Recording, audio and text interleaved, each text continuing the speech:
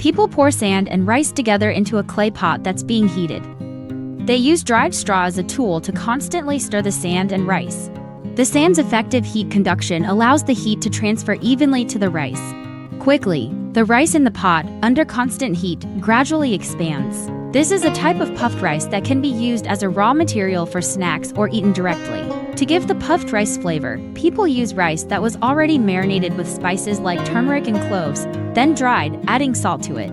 They mix it evenly and then spread it out to dry again in a well-ventilated area. This ensures that the rice retains some of the spice flavor after drying and also becomes more loose.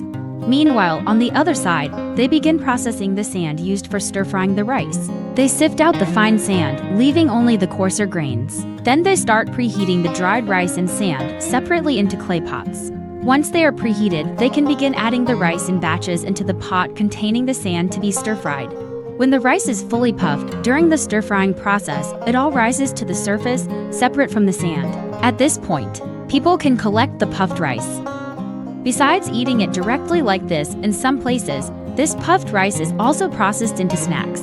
Workers first heat an appropriate amount of water and brown sugar together in an iron pot. Once the brown sugar has completely softened into a syrup, they can add the prepared puffed rice to the pot. At this point, the pot is no longer being heated. The workers start stirring constantly, ensuring the syrup coats all the rice before it hardens. Then, the rice is poured into a mold, and the workers use tools to evenly fill the entire mold. Next, they use a cutting tool to forcefully divide the rice into small portions. After this is done, the sugar syrup has mostly solidified, and this simple rice candy is complete.